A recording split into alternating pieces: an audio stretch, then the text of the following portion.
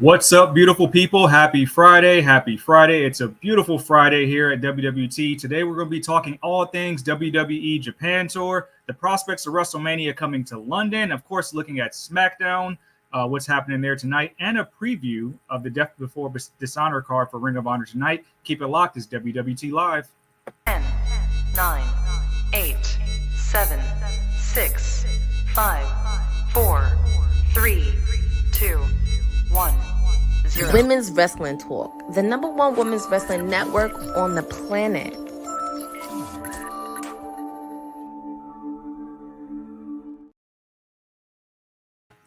Of all things you didn't expect to see before you started your weekend, it's I, the mayor, here again, 3 for 3 this week, hosting MMH Running the Asylum. And you know what I'm going to say, TK, cut the check. We got to talk WWE Japan. We got some news in regards to WrestleMania possibly going to London. Some updates on Brock Lesnar, which I'm pretty sure will be a little scandalous to talk about. And, of course, we got a big card with Death Before Dishonor with Ring of Honor later on this evening. But thank God I am not alone. I am joined by the sweetest oos, master of the Beehive. Miss Honey is joining me this Friday. Happy Friday, Honey. How you doing? Happy Friday. Happy Friday. I am doing okay. I am just recovering, have a little bit of a sore throat, so apologies for the voice, but nonetheless, I am very ready. I am very ready. There's a lot to talk about, a lot to be excited about, and a lot to be pissed about, quite honestly, because I have had it. I have had it. Another week into summer, and we're finalizing our summer, and still no tribal chief. I'm sad. And pissed off. Well, I mean, it could be on the way.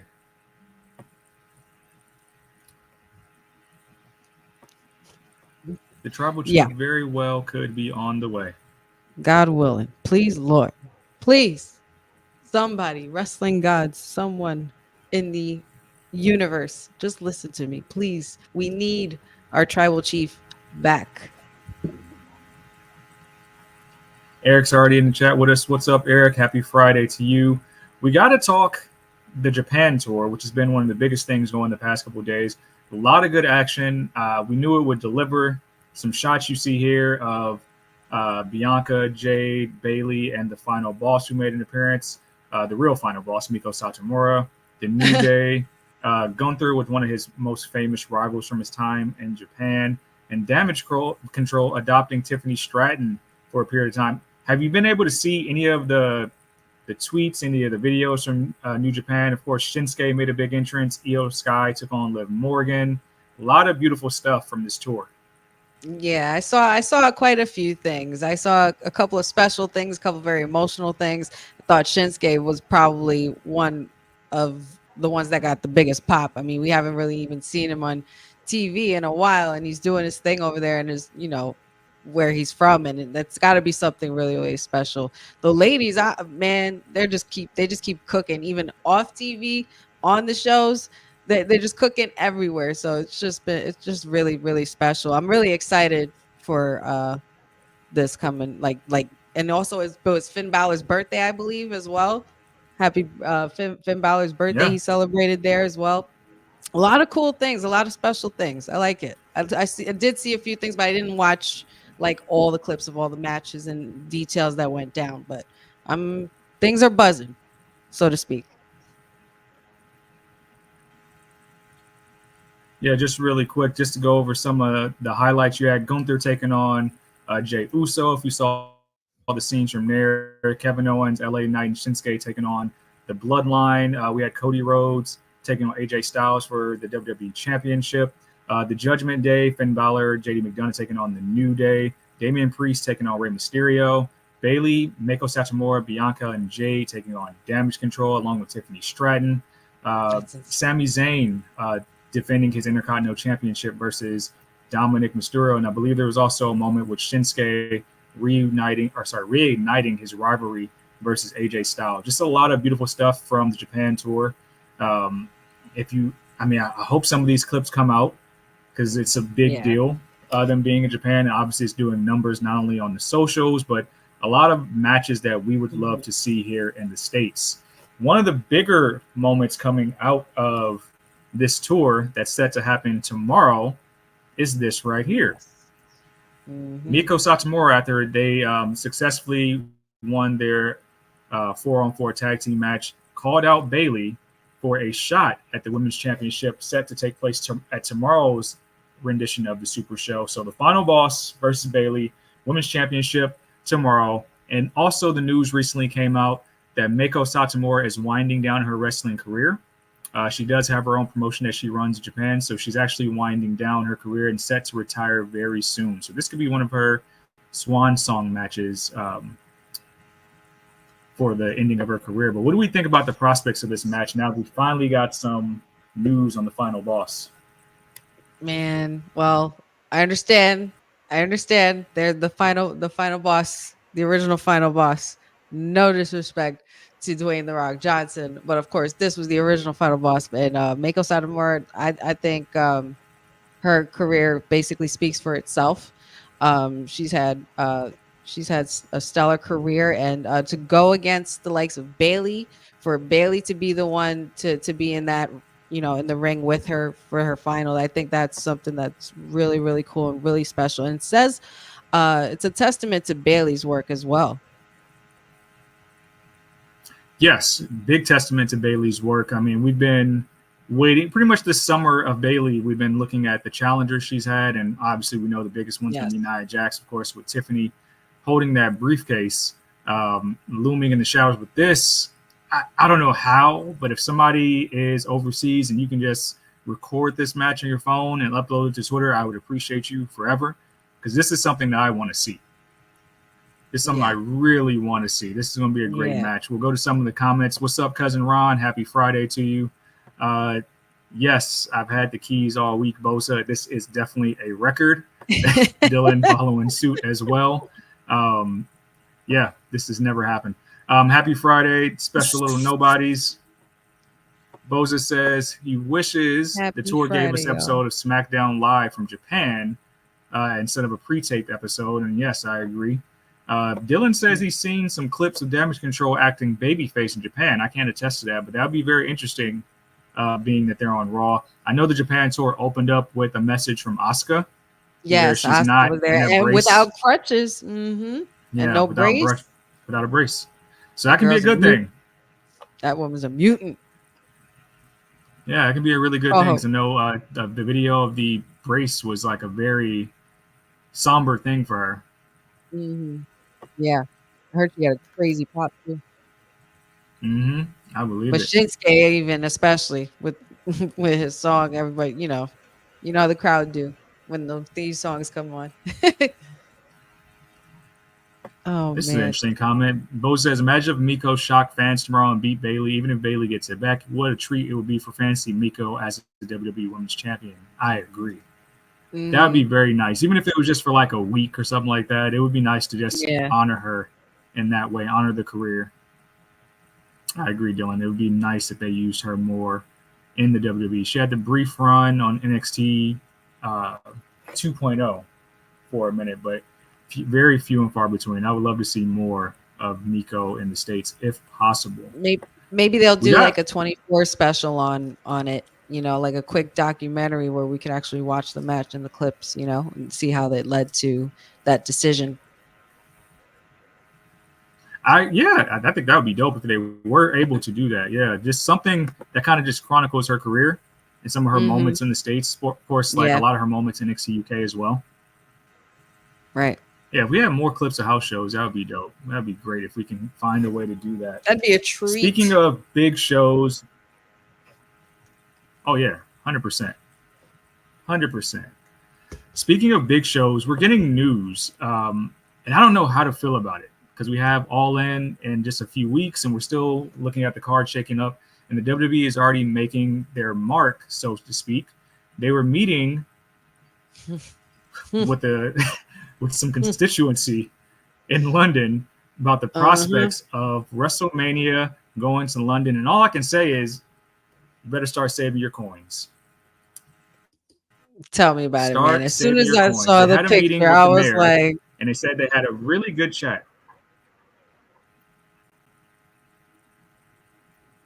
Yeah, some's going on there. Had a meeting with the mayor, really good chat. They said they were blown away by the number of fans who would love to see WrestleMania in London.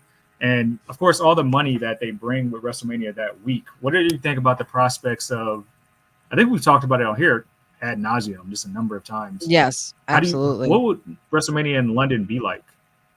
Man, listen. It's it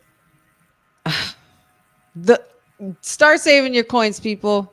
This is basically all they're trying to let us know. They're trying to let us know they're making moves out here. And if we want to move with them, we got to go with the times. And it's about time WrestleMania is held in London or overseas. And it's going to be very, very spectacular. It's going to be a lot. I feel like there's going to be a lot of tributes to, obviously those of the UK, especially in London. Um, I think this is also going to be like pretty cool, like a cool experience for all of us to be able to witness that kind of history. And Lord knows what kind of card that's going to look like. And as far as, all other women, and especially in women's wrestling in the UK and the partnerships that they're redeveloping overseas now, there's no telling. Like sky's the limit in this case for them. Like I think this is very awesome. This is very awesome.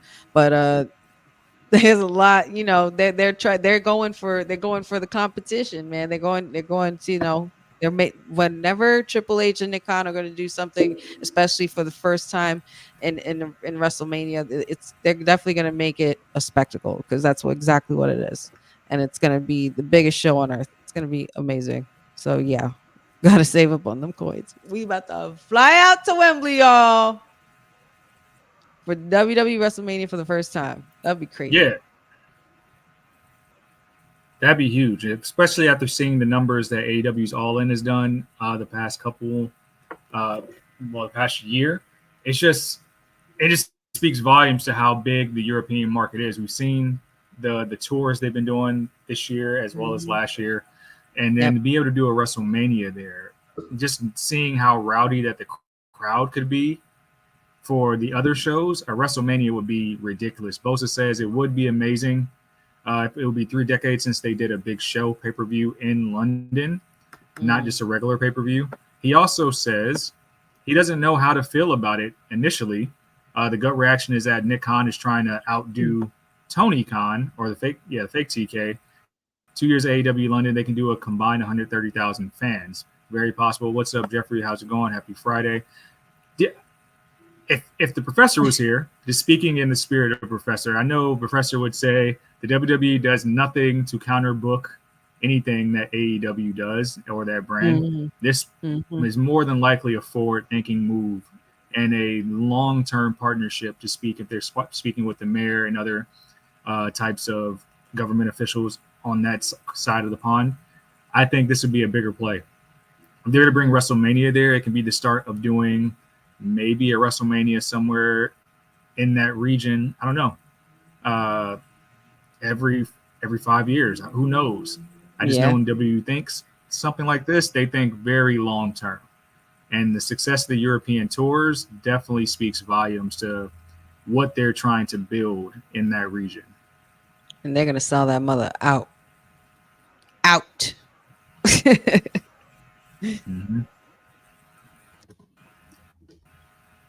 A lot of people, Jeffrey says, get ready to eat crumpets and tea. Indeed. Also, if it works, we can get WrestleMania in other countries as well. And I think that would be a good look. With the pinky out, Jeffrey, with the pinky out too.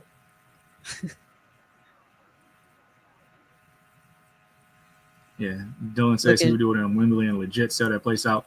I don't know about the stadiums out there outside of Wembley, but I mean, what if they went to someplace opposite of Wembley? Anybody in chat know about the arenas and stadiums over there that can hold a WrestleMania?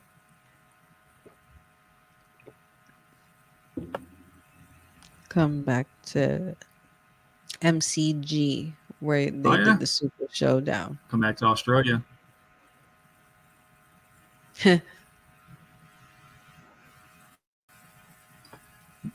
Boza says, just surprised in a good way. If it happens, Bruce Prichard said on his podcast that the belief they wouldn't do a big pay-per-view overseas because of the timing issues.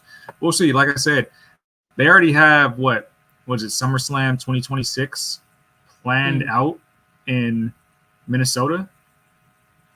I think so. So I mean, they're thinking long term here. It's a long term play, and it's definitely something that they're going to build out. It won't just be some random thing that they do Oh yeah. spur of the Oh moment. yeah. It's It they might never announce it anything. sometime next year, year after that. Yeah, anything they do is never, you know, spur of the moment type. I mean, some things they do, I'm sure, like some decisions that have to be made. But as far as this is going to be a well thought out spectacle and plan, and they're going to execute the hell out of it.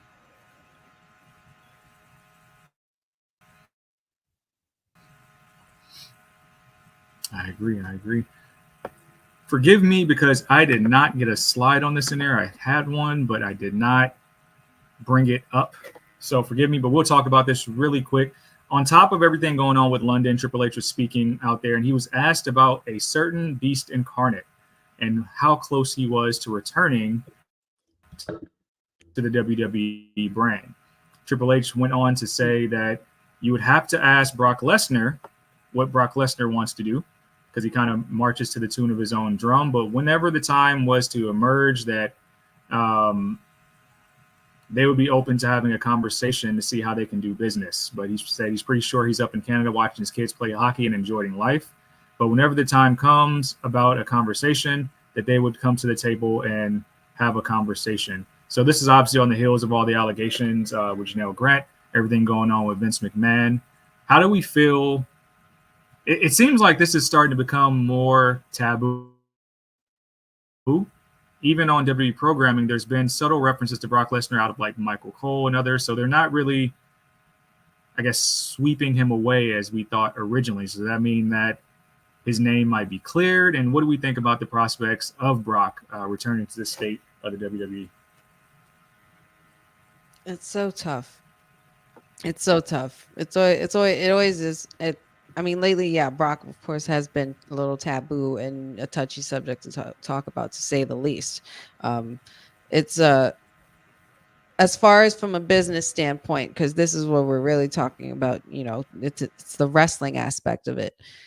We know that he has been one of the many reasons that they've been able to sell asses in seats, and he's such an out of this world like athlete, like, and being, like, it's just his presence. But I think, I do think from a business standpoint, I think that it's possible. I'm not saying that I would or will or say they should make that decision, because that's not my decision to make. But I will say that it wouldn't be bad. It would be very interesting to see what this Brock Lesnar would look like in a Paul Levesque era and not a Vince era.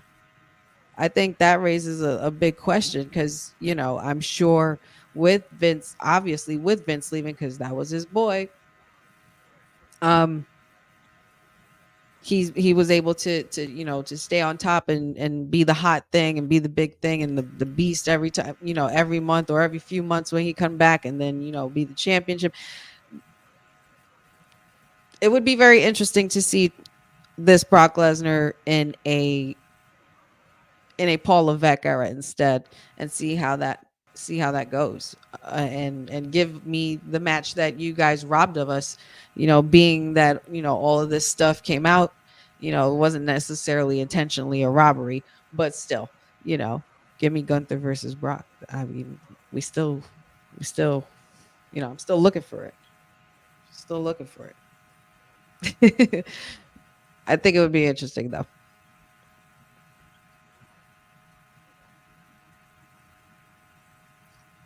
Yeah, I mean, looking at the comments, everything is still fresh. It's just very curious how things are being moved around. Bo says Paul was saying face and answer, the law still very much fresh. Brock has to be done. Jeffrey says, do we really need Brock though? I mean, this, with the way things are moving, TKO is printing money hands over fists. So you don't really need him, but maybe as a spectacle, a couple times a year, I can see that still being a thing. Dylan says Brock was always going to return at some point. but I think they're being super careful in this new era based on the old era. If there's the old era, he would have came back like nothing happened. Hot take by Dylan as well. Make Brock take the first L back that it in his return match, which could be a way to put over another superstar. So there's a lot of superstars that could possibly use that. Yeah, I don't know, man. So we'll see. Still, but enough about that. This is Women's Wrestling Talk. Oh yeah. So let's talk about something revolving around the women. The coined by Mia Yim stud line. Sonya Deville, Zoe Stark, Shayna Baszler, the newly formed trio. Zoe recently was in an interview where she said she actually appreciates that they're getting comparisons to the Shield and takes it as a form of flattery. What do you think about the faction so far and its prospects going forward? This is definitely something I didn't think they were going to do. After seeing the Queen of Spades, Shayna Baszler, be put in other tag teams, and we're wondering where the Queen of Spades went, especially after her tenure in NXT. I was wondering if they were going to go back to making her that Queen of Spades and, possibly going after a title and such. But nope, before I could even think that, here comes Zoe Stark, and they happened to team up really, really well, and their chemistry was really great. And obviously, they both have similar backgrounds. And then you add Sonya Deville to the mix when she resurfaced from injury, and of course, being in Wedding Bliss, like. It makes you think, I've had to look at this group a couple of times and I'm like, you know what? This isn't a bad group at all. And to be compared to the Shield, of course, that's flattering. The Shield is one of the greatest factions that was created in WWE. A lot of people would say so. Because look at the three individuals that are part of it. They are now current veterans, 10 years plus in the game. But I think we're looking at something we're something very, very special in these three, and I think the future is bright for this crew.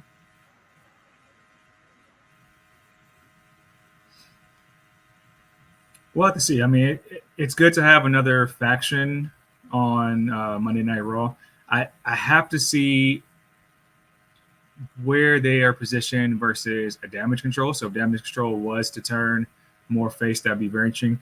Very good to see Sonya Deville back in the ring. I think Zoe Stark has been just on the cusp of breakout for a long time. So this could be a way to get her character over. And everybody in here knows how I feel about Miss Shayna Baszler. Dylan already saying to make Shayna Baszler great again. MDB saying that he calls the trio Shayzonia. Boza with an interesting remark.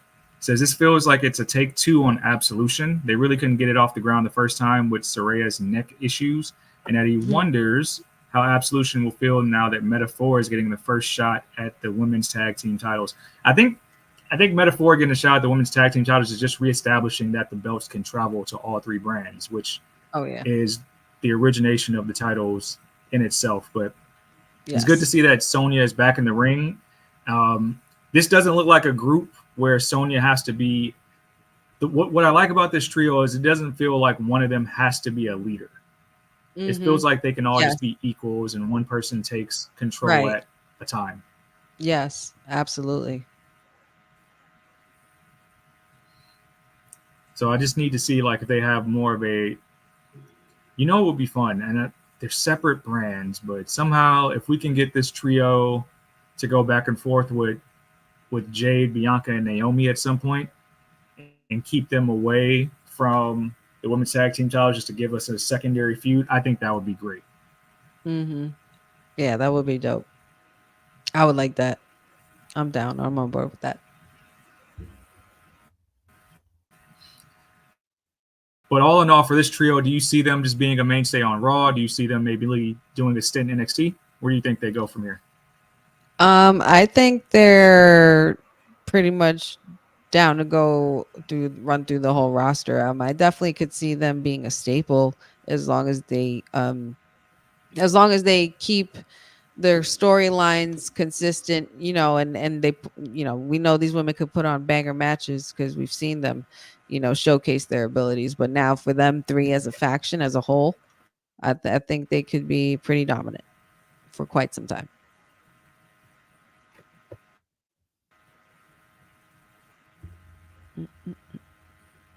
Yeah, I like the prospects overall.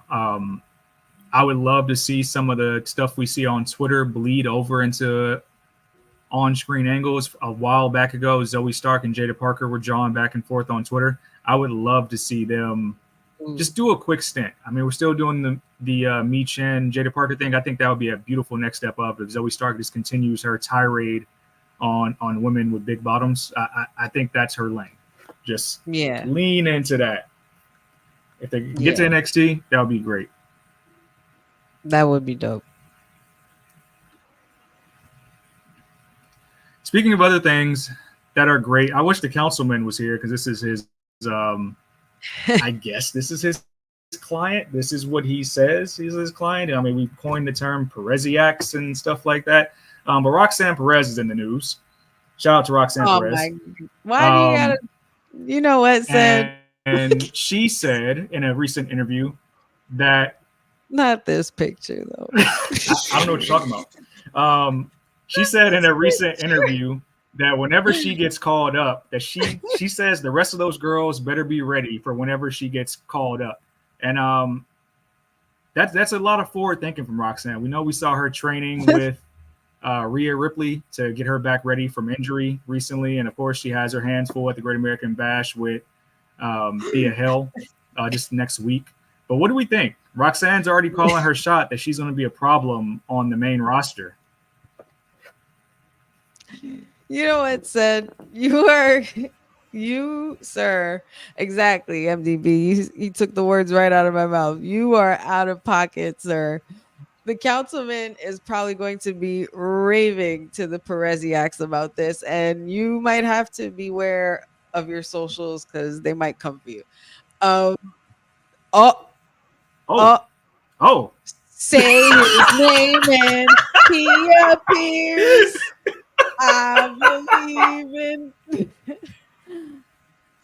believe in the council. What you want to do? You Vice City street urchin is embarrass my client like this with this bullshit picture. That's why it's blurry. That's why it came out like that. The councilman is with us, ladies and gentlemen. You say his name and he appears, and he is pissed. Councilman, happy Friday, Councilman. But I was just trying to let our colleague here know that this picture is very out of pocket, and he was calling you out, and not innocent bystander. I don't see an issue with this picture. I googled Roxanne Perez, and this was one of the first few results. I swear to you. This is just what showed up. Dylan says, "There's my clip for this episode." Yes. And boss lady, oh my goodness.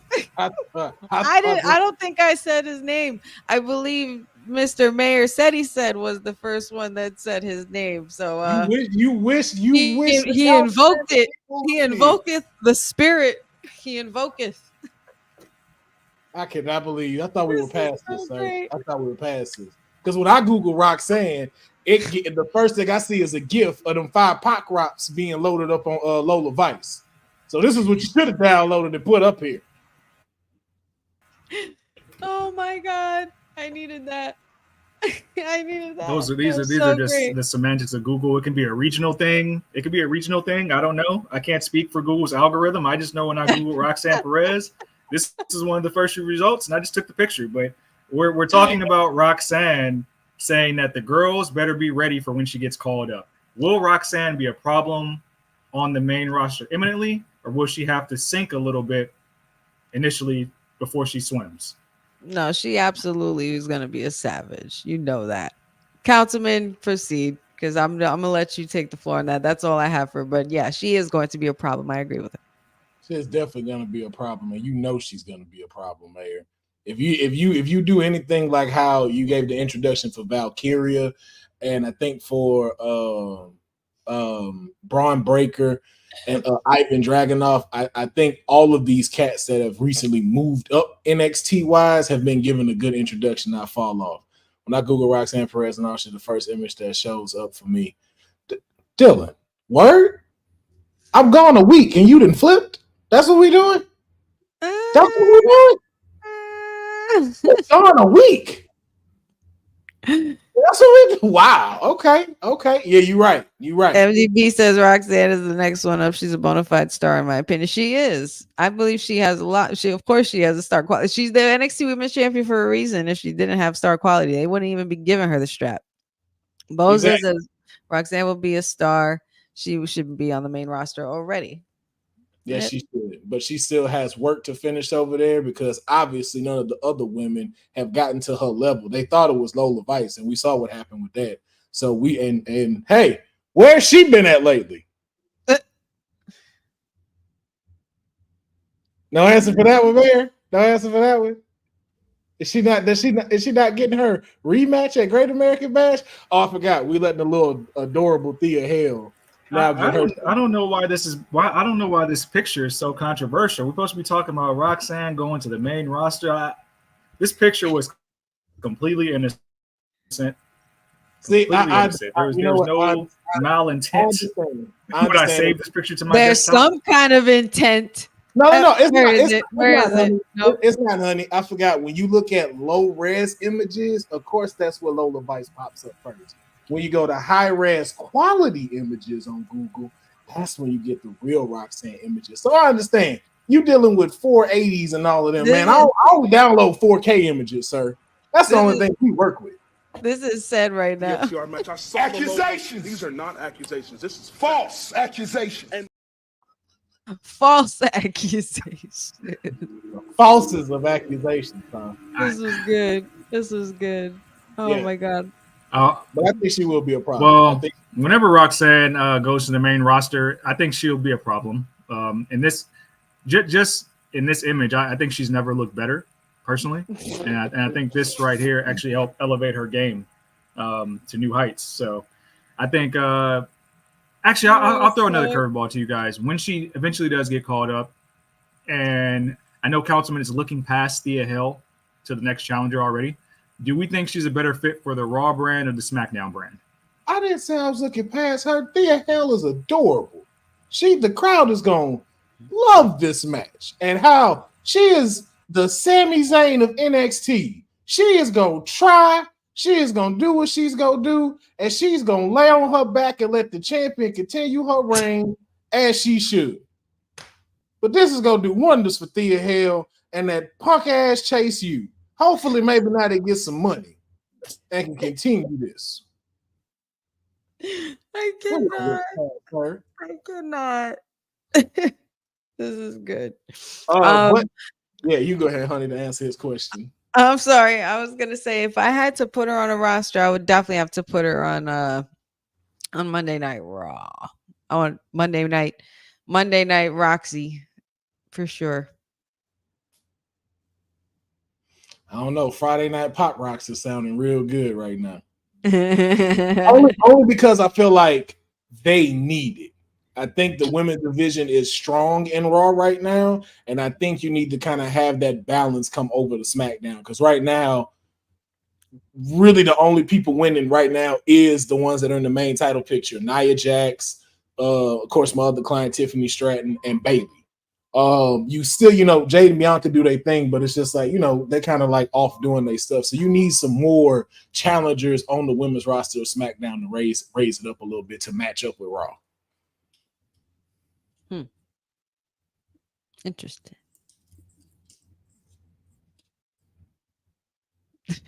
Jeffrey, I've been gone just I just want to make sure that we were. What did you do to this audience? I've been gone a week and everybody just switching up. I did nothing. Whoa. What did you tell these people? Whoa. I'm gonna go watch these live. Accusations because you've been hosting all week, like you said. I don't know what smear campaign you've been doing with my client these last couple of weeks. I need to go check the footage. But everybody turning now for some reason, except the other half of this great tag team, Honey, is the only one that ain't switched up here in this damn live. And Matt Spano. Yes. I'm not. I have no more words for this. Well, it is campaign season, but I assure you that I did nothing to sway the good citizens of WWT. All I've done is give the straight facts, all the facts, and nothing but the facts all the time. And I think Roxanne is an incredible prospect, and that she's only leveled up since her match recently against the Queen of Vice City. But I digress. Oh my god. So, with that being said, that was a very controversial segment. So I think we need to take a quick break and go to our sponsors just to kind of regroup. This episode of Women's Wrestling Talk has been brought to you by All Caribbean Wrestling. Catch the wave. Go to allcaribbeanwrestling.com to check out all the latest pay-per-views or go on the YouTube page at All Caribbean Wrestling. Also, go and check out their socials on Instagram at All Caribbean Wrestling and on X at All Caribbean WR1. Hey yo, you. Yeah, you that's watching this. You sitting on the couch staring at the screen not knowing what you want to do like this is an online college. Are you tired of wearing shirts that make you look like an extra stuck in catering? Do you want to step your wrestling swag game up to the next level? Then Women's Wrestling Talk has got you covered. Like literally. Are you for life in pink or black and white? Or maybe you're the EST and people need to respect you accordingly. Want to put some pride in your stride and show off the muscle in your hustle? Then make sure you check out the WWT store. Not now, but right now. Alright? What you waiting for? Head to www talkpodstore.com and don't make me fight you. Shit. Are we calm now? Or is everybody okay? Everybody go to their corners and take a breather. That was the only image that mattered at the end of the day. Just letting y'all know. That is the only image that matters when it came to that Lola Vice match. Who walked out? Who walked out? That's all that matters. That's all I'm saying. I'm done now. I'm going to leave the mayor alone. I'm going to leave Vice City alone. I just know that the audience only gave one of those competitors a standing ovation. Again, I'm only going to give you guys the facts. I'm not. Well, I see how you feel that when that only.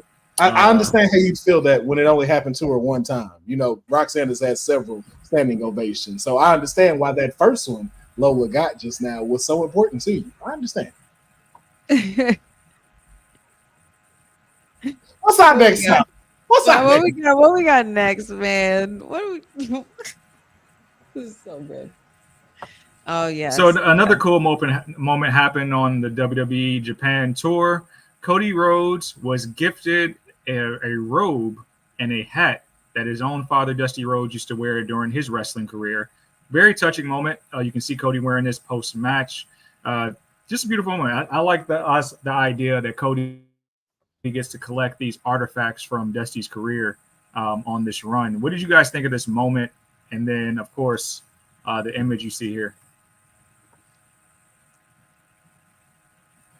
Councilman, you want to go first? You can go first. Oh yeah, just quick. I just think it was dope. I think it was a very emotional moment for everybody if you're a wrestling fan. And I think this still speaks to volumes like what y'all said earlier about these live shows. I think this just shows you just like how in tune like wrestling really is around the world and stuff and how much of an impact it can have. And I think just these live shows just show you even more like how it really brings the universe in with a lot of these stars and a lot of these characters. And I just think it was really cool to see them like not only show that appreciation to his dad, but also just to appreciate the work that his son has been doing as well. So I just think this was a cool moment, just along with some of the other moments that, you know, y'all talked about earlier that's been happening since they got over to Japan. It's so crazy to me because Cody Rhodes is like literally, especially the face. He's a literal spitting image of his father. Like he looks just like Dusty, and we also know he could sound like Dusty. So seeing him with the outfit even more, like all he needed was just the curly, longer hair, and you would have a Dusty reincarnate practically. This was so special. This was so cool. I ran into the clip earlier today on Instagram, and not for nothing. I know I talk. Listen, guys, I know I talk my shit.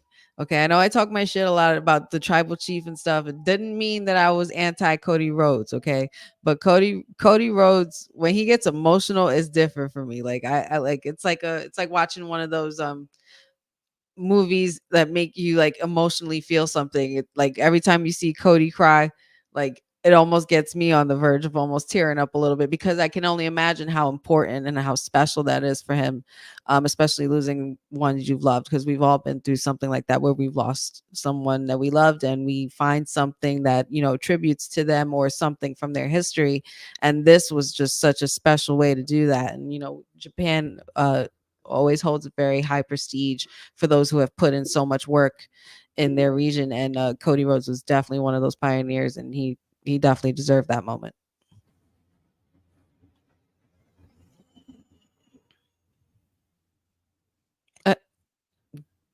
Dylan. Sorry, I Really, was Dylan? muted. Yeah, Dylan, see recently. Dylan needs some juice. You all right over there, Dylan? You need a juice box? You been I think I saw sassy. clips of Cody's podcasts.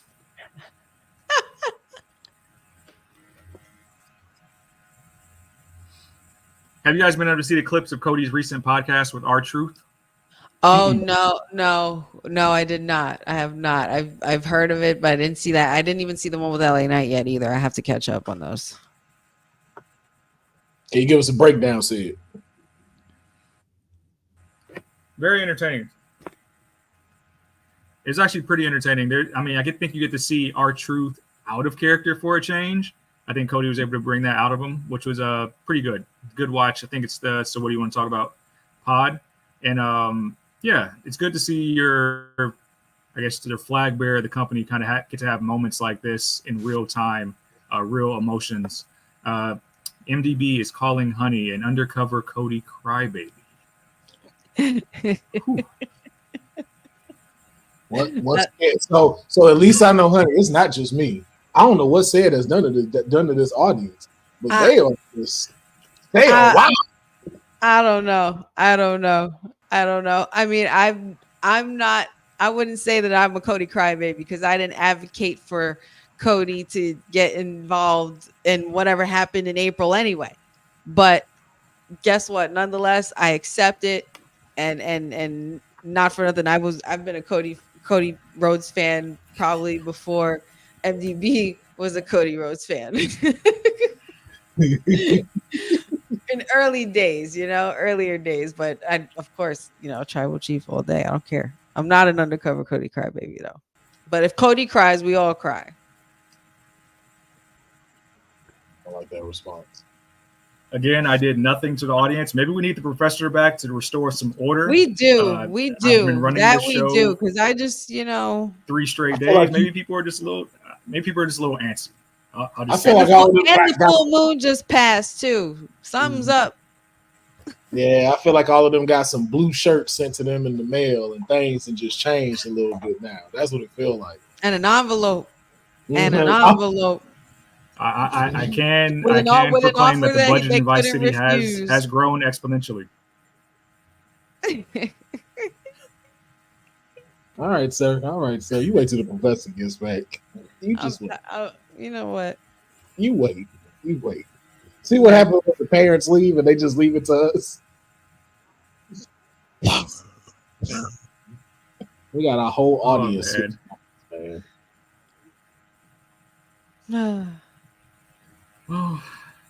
Yeah, let's get into some AEW news real quick. We talked about a little bit about this. I think that part, MDB, that part. Yeah, gotta love him through us rough times too. Yeah. Sorry, go ahead, Mayor. AEW news, Mayor. What you got for us? Hey, my fault. There's like a delay on my end. I don't know if it's my internet. It might be mine. So my fault. No worries. We wouldn't expect nothing less. AEW news. We talked a little bit about this on Wednesday when we talked about the fake TK's interview about this man possibly being a lifer in AEW. But let's just chat really quick because some more news came out about Bryan Danielson ahead of his match against Swerve at All In. And we have to talk about what this possibly means for the future of Bryan Danielson now that we know his contract is actually going to expire next week, August 1st. He actually would go on to say that he spoke with his wife that this would be his last wrestling contract before when he signed it. So August 1st, contract is up. Match at Wembley. Is that going to be Bryan Danielson's final match? In AEW, maybe. I mean, isn't it ironic? Isn't it ironic that, it just happens to be the same weekend as a certain SummerSlam? I am a pot stirrer, so that's what I'm going to do. Just saying. I don't disagree. And I could certainly hear a yes movement coming out right after Cody retains his title at SummerSlam.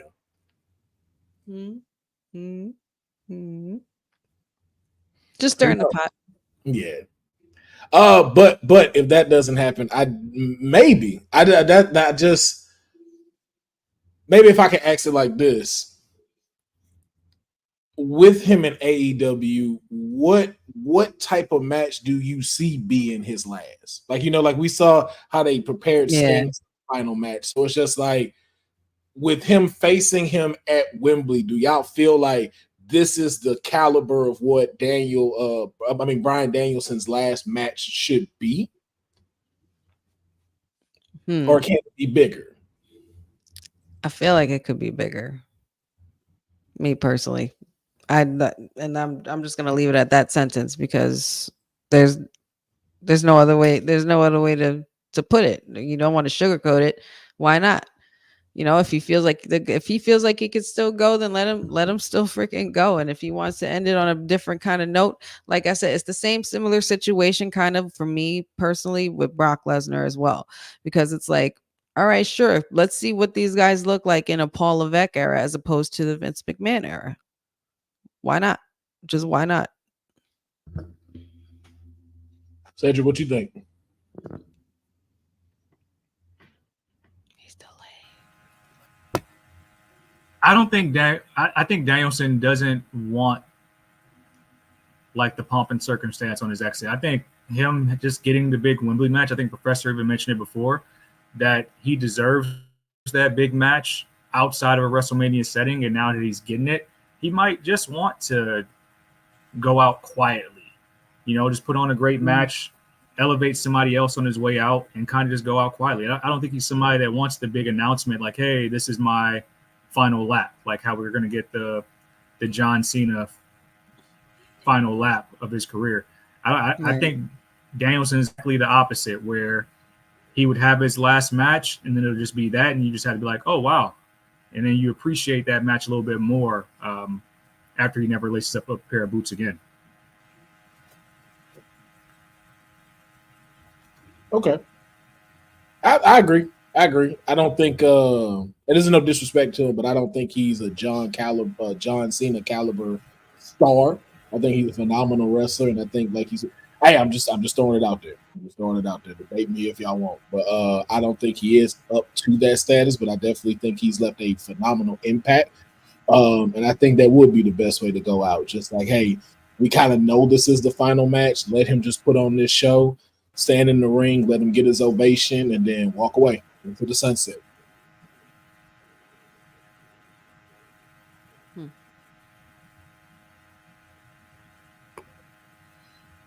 A better question to ask you guys would be like, if Bryan does have his final match at Wembley, does his absence and exit from an in-ring standpoint hurt AEW? No. You can't hurt something that's already hurt. Oh, we talked about this. We still ain't seen these two in the ring to get prepared for this match. Yeah, I don't think it affects it. I don't think it affects it though. I think it's I think like you said, whoever he puts over, it'll be a good look.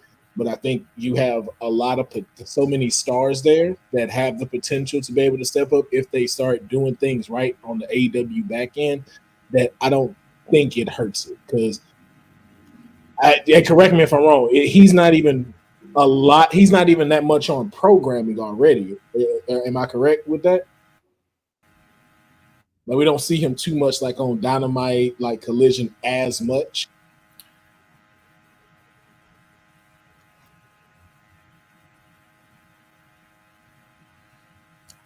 Man, I wouldn't classify him as a spectacle at this point. I mean, he does put on.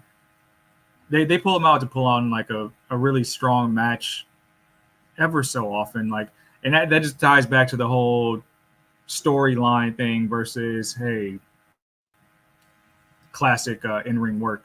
So I guess when I think about when I say does it hurt AEW having his absence, it's like Kenny Omega has his injuries and you enter in Will Ospreay. Those are like your big people where it's like, hey, we're going to get a Bryan Danielson match. Edge is on the shelf. Adam Copeland is on the shelf right now. So it's like you lose those types of matches with your younger talent that you want to build as AEW's pillars with him being gone.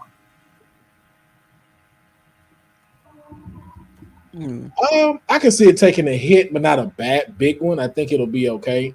I think they'll still be able to thrive, especially if he, like we talked about last Wednesday, if he does, go to the back and start helping with like creative and production and stuff like that. I think that impact will shift a little bit bigger than just the in-ring performances that's been currently going on. Now you want to talk about impact and who gonna lose and will lose all the impact. Don't let Chris Jericho leave.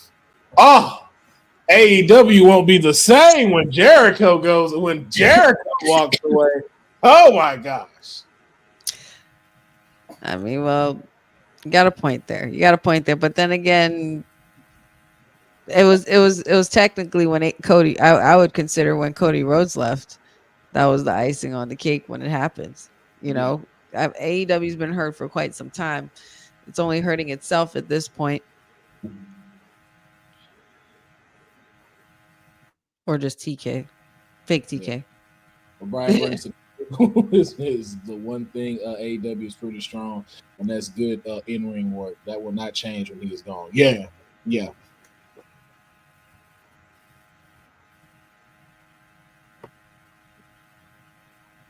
AEW would. MDB says AEW will automatically get better once Jericho leaves. What? No. Is that what y'all really think? Y'all think it would get better not having the FTW title there? What? The learning tree gone? AEW shouldn't even air episodes no more after that if he leaves. I'm putting my shades on because it's bright in here. It's getting real shady in here. I need some shade. I said at the beginning, you can't hurt an already hurt product. So. Yeah. But I look forward to Daniel Bryan's performance, though. I know him and Swerve are going to give us one hell of a match. I know that. Two people that we leave it all in the ring. So good. It's going to be so good. And it's just it's going to be, another one for Swerve in the books as far as him continuing to make history and beating former champions. 100%. Moving on to more AEW news. We got some picture about AEW's All In with the TBS title picture. And now we know that Mercedes Moné will be taking on Britt Baker at All In. But also, we found out where the hell Camille has been since her exit from NWA. She has now aligned herself with Moné after attacking Britt Baker on Dynamite. What do you guys feel about this alliance and what that means for the AEW women's division? Well, all due respect to Camille, because I completely, honestly, I can honestly say I did not see something like this coming for Mercedes Moné, but now I guess this is officially like her thing. I guess her thing is she's, it's kind of like Shawn Michaels and Diesel, but I would definitely not say that she's the Shawn Michaels. But however, the Brick House has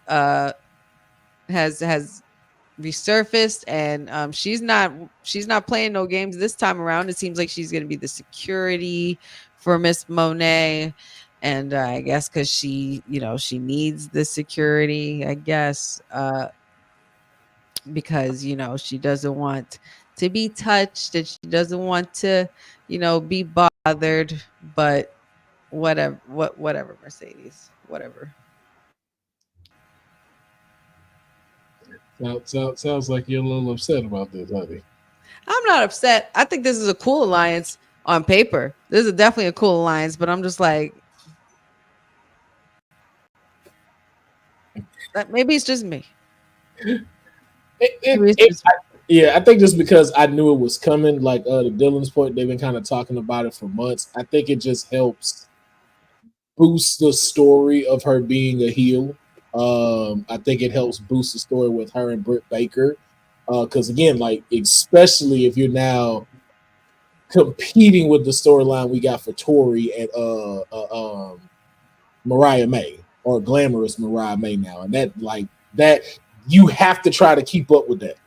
And so this is helping them keep up with it. Like you said, that whole Shawn and Diesel effect and stuff going along with that, making Britt Baker, of course, the homegrown product looking even stronger. So it's like you're really shaping up your two women's titles to have a dope match at All In. She went from being a bodyguard to what? She went from being a bodyguard to Nick Aldis to Tom Latimer, now Mercedes Monet. Girl, Why? Wait. Why aren't people liking this though? Like, what is the negative aspect that's being shown right now? Maybe I'm not seeing.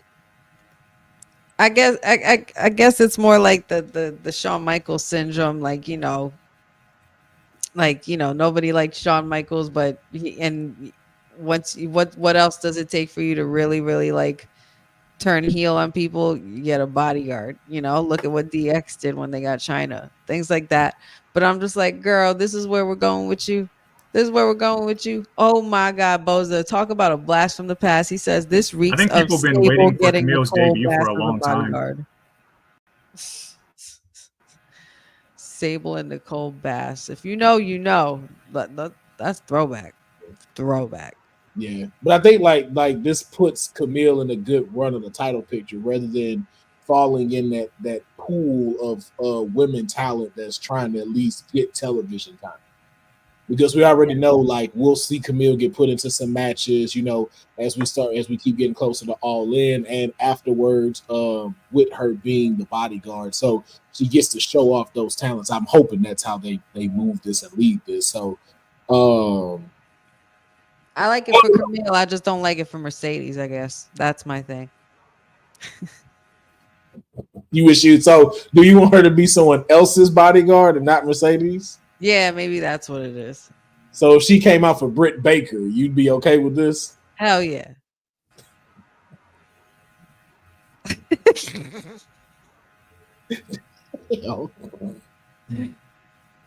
Sorry, Mary, go ahead. This actually got me interested in this match. I was like, okay, now I want to see it.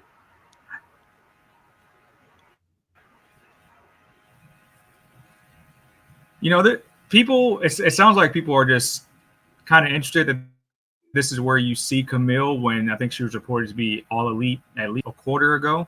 Some people in the chat I feel like some people in the chat are saying she ran from the grind. A lot of people want to see her take that NXT route, being a 800-day plus NWA Women's Champion. But I think this is a good way to debut. I mean, you aligning yourself with one of the bigger stars in the women's division, so you allow people who are not familiar with your work to automatically have to tune into you. I don't know where it leads, but I'm going to trust the process for now and say that this puts her in a bigger spotlight rather than just her wrestling a match on Dynamite one week and then getting tossed into Ring of Honor the following week. So I'm going to let it play out for a little bit, but at least it puts her in the spotlight with the two biggest stars in the AEW women's division right now, and Mercedes and Britt Baker. So I think it can work out. Gonna just let it play out. I mean, Britt had Jamie Hayter and Rebel for a long time, and then look at how Jamie Hayter broke out from that she became the biggest star from being tied to Britt for so long. Yeah. It'll be interesting, and it'll be interesting to see the turn and then the match between her and Monet. I was gonna say, yeah, because I'll be ready for that. I'll be ready for who. It's gonna be about a matter of time before somebody turns on somebody. Mm-hmm.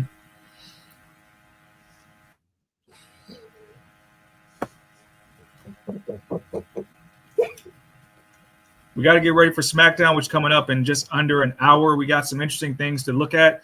Cody Rhodes will have his response to the Bloodline after the Bloodline recently took out Kevin Owens and Randy Orton in consecutive weeks. We'll get Bayley and Michin versus Nia Jax, Tiffany Stratton, LA Knight versus Santos Escobar. And then we're going to get new tag team title contenders for DIY. And then we're going to get an appearance from the women's tag team champions, Isla Dawn and Alba Fire, just ahead of their match against Metaphor at the Great American Bash. Anything stand out for either of you two tonight on SmackDown?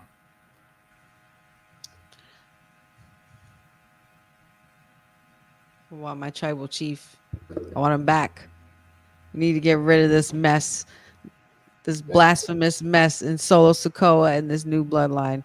But I am very interested to see what happens with this gauntlet match. This gauntlet match is going to be fire. Yeah. I think this is the one that stand out to me the most. Glad to see them pushing the tag team division. I think, like we talked about Cedric Wednesday, glad to see SmackDown, I think, trying to make that one of their highlights of their shows is having a good tag team division. All of these tag teams are dope. It's one of these where it's like, with the exception of Baron and Apollo, because I don't think they should be I don't think they should be one. You can take BBW tag team out. But the rest of them, any of them who win deserves a title shot. And I think are going to put on an excellent match with DIY. That hopefully is going to be on the PLE and not the Friday before the PLE. Stop disrespecting these tag team titles and let them be on the PLE card. And I don't care about the Temu bloodline and what Cody Rhodes has to say about them, because that should not be the person that he's facing at the biggest party of the summer. I'm telling you, Cody's not going to have nothing to talk about tonight. Cody's throwing hands tonight. We're on the cusp of SummerSlam, and yeah. Now he just ain't got no friends. That's all it is. So it's like, okay. I am looking forward to that LA Knight Santos match just because I think they are going to put on a great match. And also, of course, your client, Miss Stratton, is going to be in tag team action with the Queen Nia Jax, our Queen Nia Jax.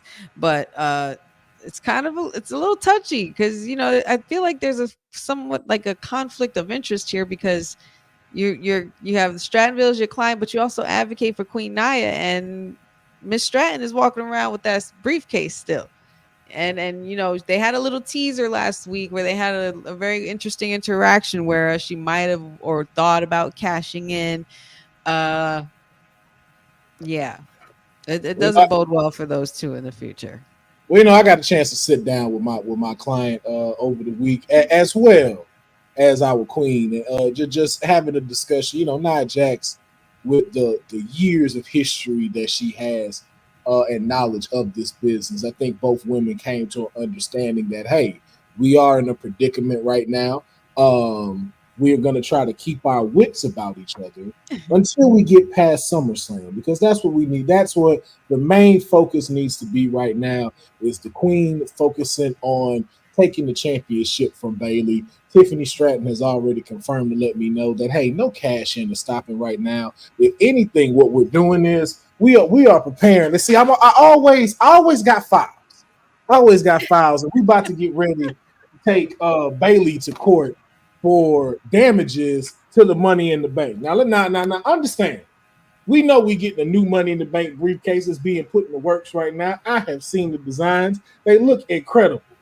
But Bayley, you ought to be ashamed of yourself as being the best horsewoman, and you go disrespect the Money in the Bank briefcase like that. Becky would have never done no shit like that. Why would you do that? Why would you tarnish that wonderful briefcase for your future WWE women's champion?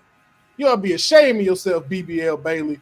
Shame on you, and we will see you in court because you're going to have to pay for them damages you paying for this new briefcase.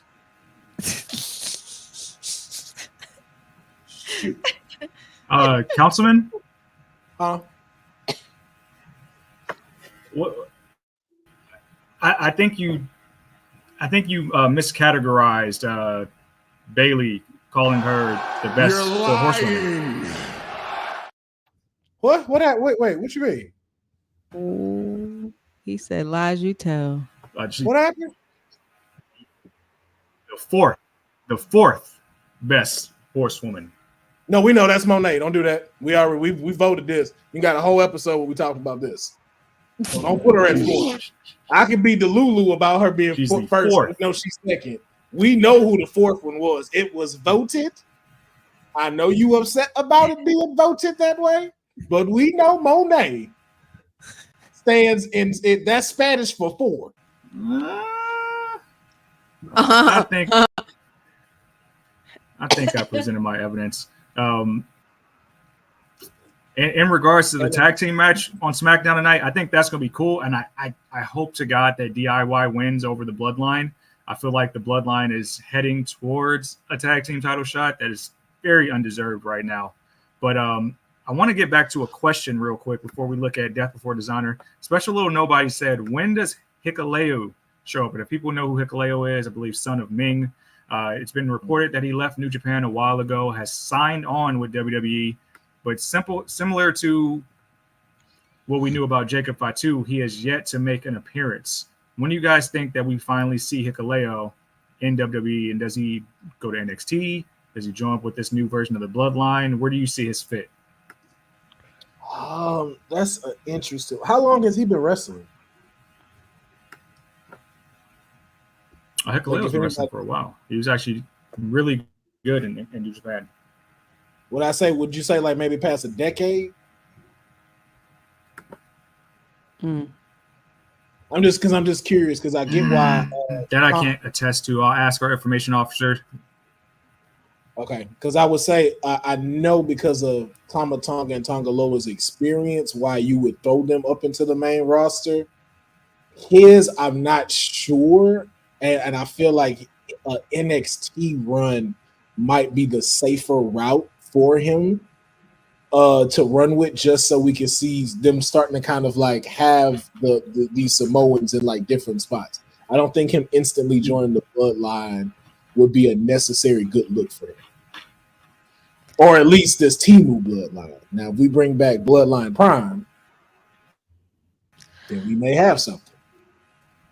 I mean, I don't know. He has a lot of history with Gorillas of Destiny and everything like that, so he could possibly be a very valuable asset to this new Temu Bloodline. I think it would have to happen after we get Jimmy's return, because I feel like, Jimmy's still and waiting in the wings as well. I'm just hoping something happens and progresses with this story, because now I'm becoming those that the way those felt about my tribal chief succeeding every week and winning the way he did every week. That's how I'm feeling about Solo right now, and I'm sick of seeing it. And I just want my tribal chief to return. I need them to be stopped, and I need them to be ran over. And then there's going to be an even bigger threat for Roman Reigns and the rest of his bloodline, if that is what's intended to happen. I'm just hoping that something like that happens, where we get a rekindling of the old bloodline and this Temu bloodline, and then all of a sudden Temu bloodline reveals they have a bigger weapon and a secret weapon, and maybe that's where Hikuleo shows up. I don't know. I mean, there's a lot still that could happen between now and War Games, Survivor Series War Games, because you already know with all these factions forming and all these things happening, that's exactly what's going down. Yeah.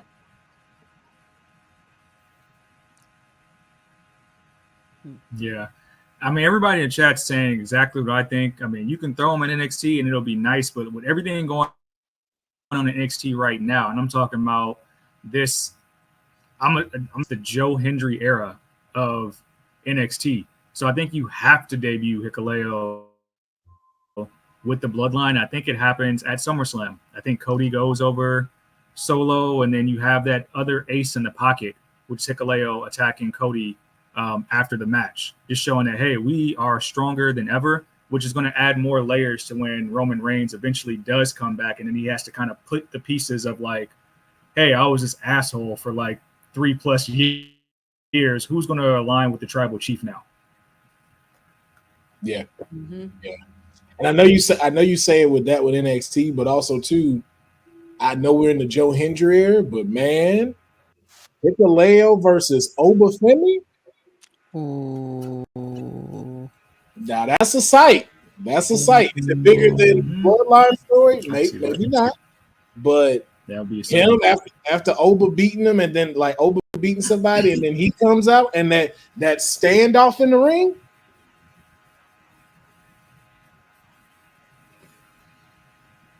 Yeah, it's gonna be ridiculous. That could be real. I wouldn't mind it. And then he could still get the call up like Solo did. True. I just don't like the Temu bloodline.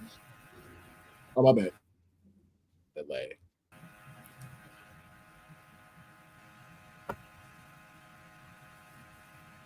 David Valentine, this is a new name. He wants Honey to acknowledge Solo Sikoa as your undisputed tribal chief. I will never. Never, ever. Solo's is tribal chief of nothing. Okay. We will not acknowledge people who look like valet drivers that stole somebody's coat. Acknowledge Shug Sikoa and walked out. We'll never acknowledge them. We'll never acknowledge them. Not happening. He is not #not my tribal chief. Period.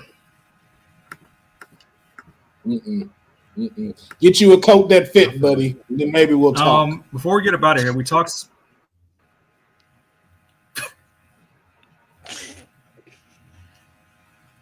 We talked SmackDown, but before we get out of here, we do have to talk Ring of Honor. Death Before Dishonor is happening tonight. Headline by Mark Briscoe versus Roderick Strong for the Ring of Honor Championship. We're going to get Athena taking on Queen Amanata for the Ring of Honor Women's World Championship. Are you excited for the card at all? And what matches are you excited for? Forgive me, I don't have any slides for Ring of Honor Death Before Dishonor, so I'm just going to put this back up.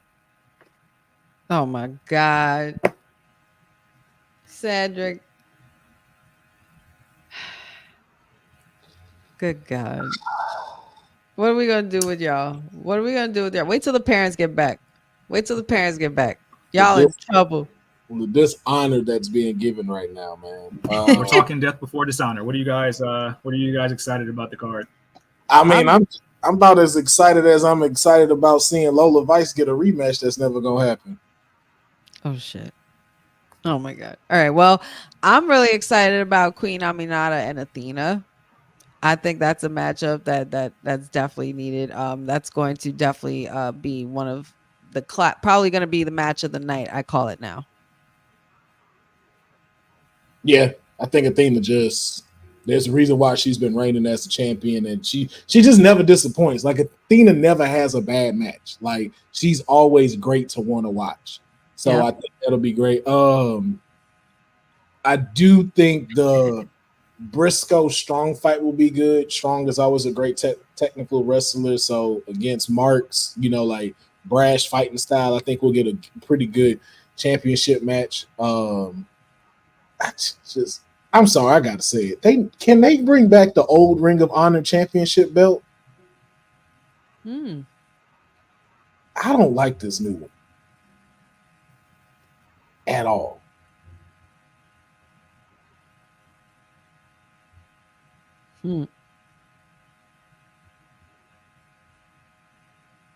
I'm actually interested in seeing the debut of the M&M collection.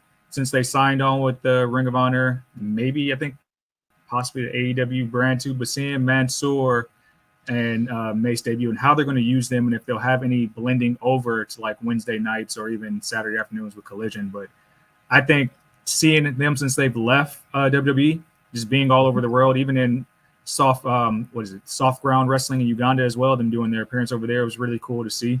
I like that they've kind of taken the reins of what they can do in wrestling and kind of made it their own lane. So how they're using AEW and Ring of Honor volumes to me. Yeah. I think also too that Dustin Rhodes and Von Erich's match against the I think with the Dark Order is their name. Yeah, I think that'll be a good crowd favorite, especially with definitely for I believe it's in Texas tonight. So I think that's gonna be a good like crowd favorite to have and stuff in that match. I think they'll do pretty good to just be like Von Erich's in there.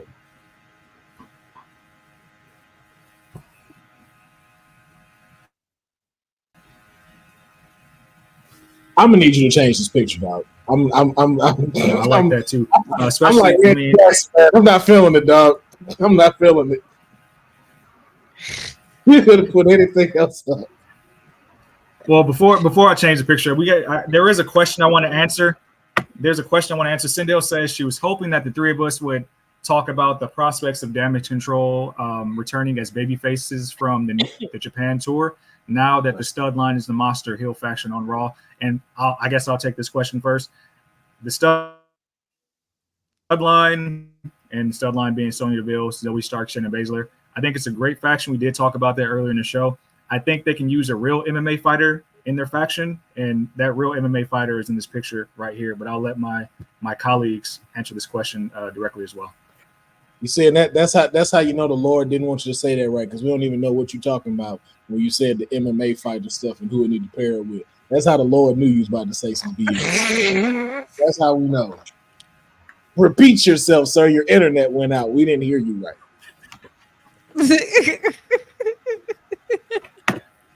Okay, so to repeat myself, I said the stud line has some heavy hitters in their faction, but they can use a real MMA and street fighter in their faction. Most notably, the person that's throwing the hands in this picture. I think that would make that faction a little bit more dominant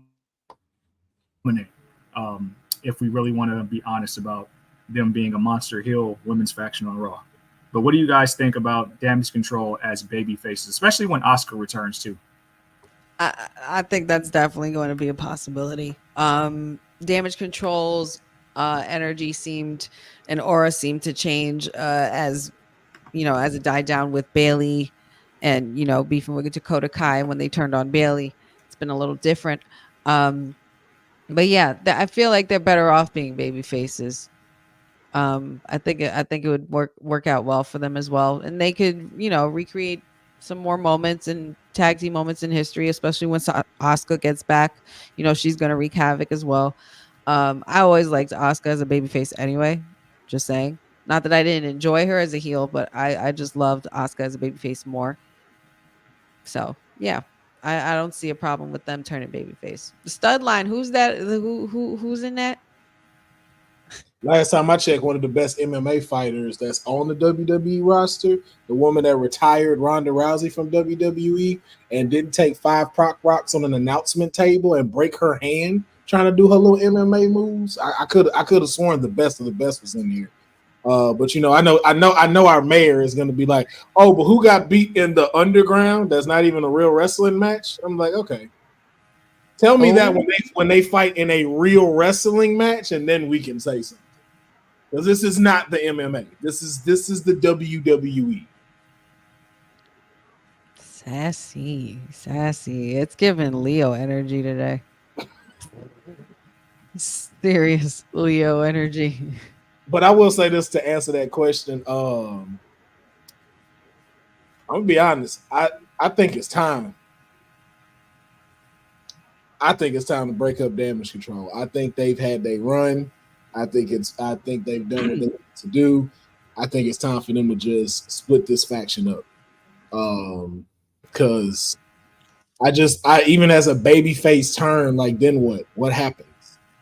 What are the storylines? What are the, like, once you're done with the stud line, then what? Like, where do you go? I don't think there's really been a group setting for them a while since Bayley left. It's either Io off doing her thing, then Asuka got hurt. So I still don't think, have we even seen Kairi Sane in a singles match yet? Yeah. So I think it's time. I think it's time to split them up. I think it's time for Io to go her own way. I think she does great on her own. And I also think it's time for Dakota Kai to get a title shot somewhere. yeah, I think Damage Control, like low key, is holding her back. Because I still don't know who's the leader of Damage Control. Is it Io or is it Dakota?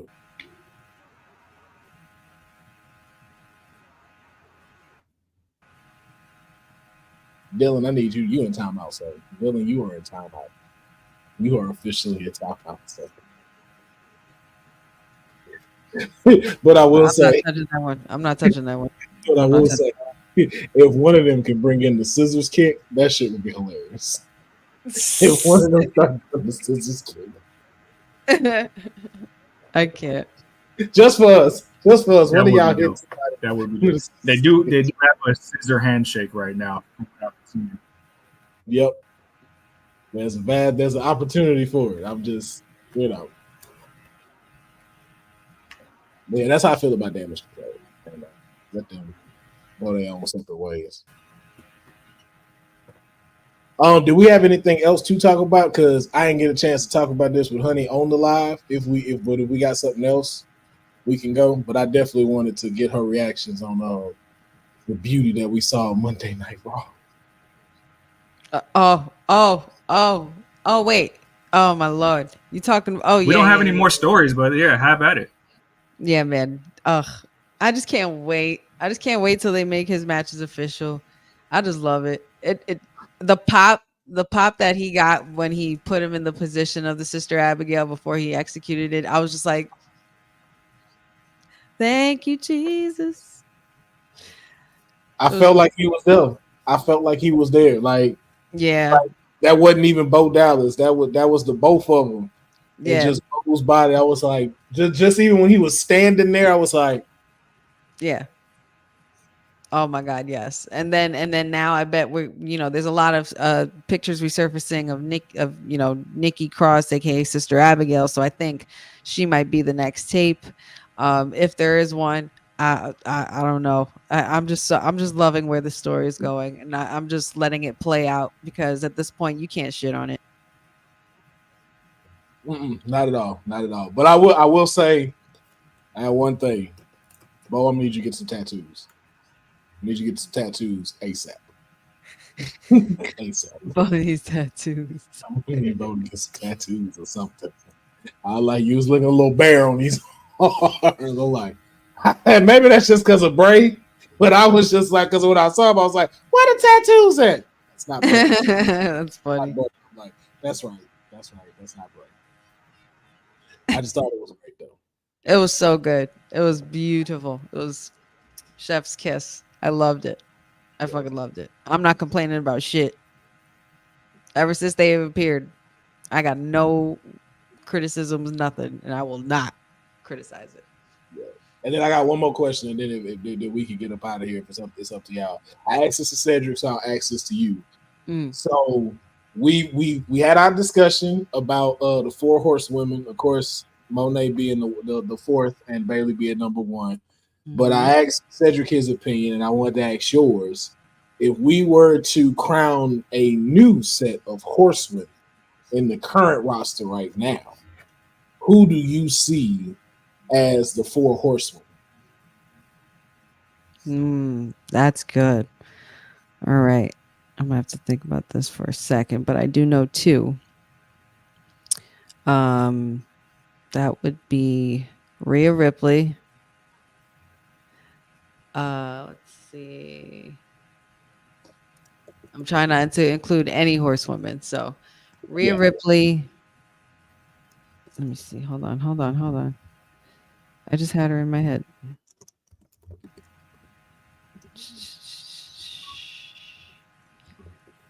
Damn, that's good. Rhea Ripley. I would put Asuka. I would put Bianca. Yeah, Bianca, Rhea, Asuka, and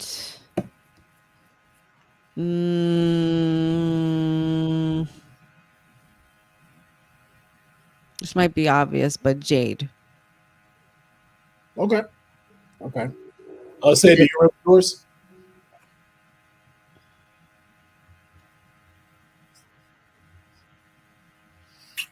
I believe mine was Io, Rhea, Bianca, and my fourth is up for grabs. But if I had to pick a fourth today, I would say Liv, but I'm leaning Tiffany. Yeah.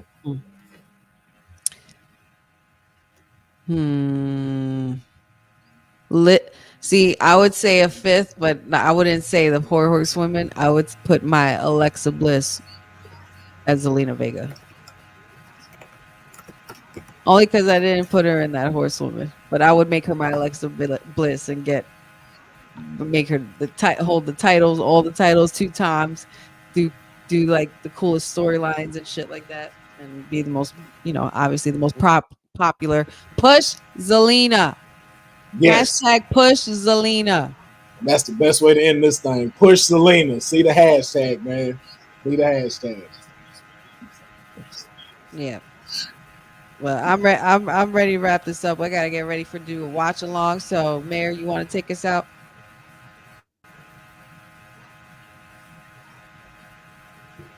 Yeah, so that's what we got. We got SmackDown coming in less than 30 minutes. Make sure you watch Ring of Honor Death Before Dishonor starting at 6 p.m. Central Standard Time. So if it's not starting, if it might be on right now, but let the beautiful people know where they can find you guys on your socials and all the projects you guys are working on right now. We'll start with you, Councilman.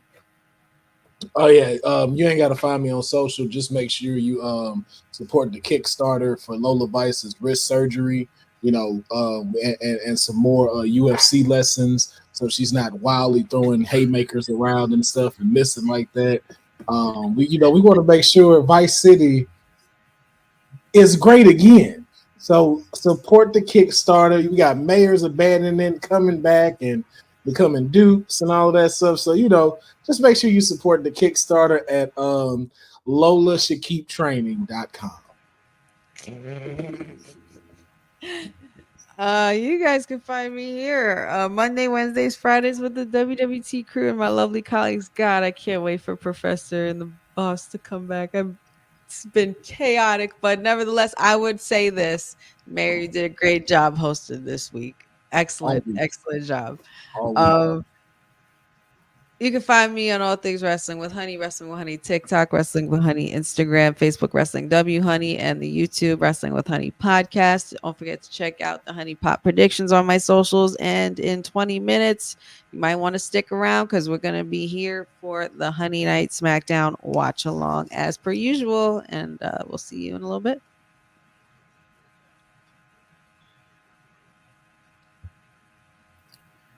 I want to thank you, everybody, for watching WWT Live, rocking with me all week. Thanks to Jeffrey, Antoine, Cousin Ron, Dylan, Boza, Sindil, Special Little Nobodies. If I missed you, you are the best part of WWT Live every single week. I don't know if I want to be found today, so I'll just leave you guys with this picture. Make sure you tune in Monday. We'll be talking Death Before Dishonor, recapping SmackDown. We got a week until SummerSlam, so I'm pretty sure we'll be previewing that. Thank you for being the best part of women's wrestling talk every single time we show up. We got a lot of interviews on the site.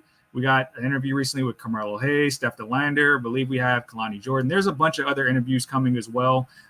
Like I said, we're always going to have a little fun when the mayor hosts WWT Live. I apologize for the internet connection today. It's been a little spotty. We'll get it right. But next time you see us will be Monday. So see you guys in 72 hours. Make sure you look at our content online on www talkpod.com, and we'll be back. A little bit of social. Says on Twitter. Said is the answer on the gram. But make sure you tune in with us Monday. This is WWT, the #1 women's wrestling network on the planet. Peace out, y'all. Thanks for joining WWT. Don't forget to like us on all social media platforms at WWTalkPod. Like and subscribe on all video and audio platforms like yesterday, my G. And check out our website at www.talkpod.com. Thanks for watching Women's Wrestling Talk, the #1 women's wrestling network on the planet.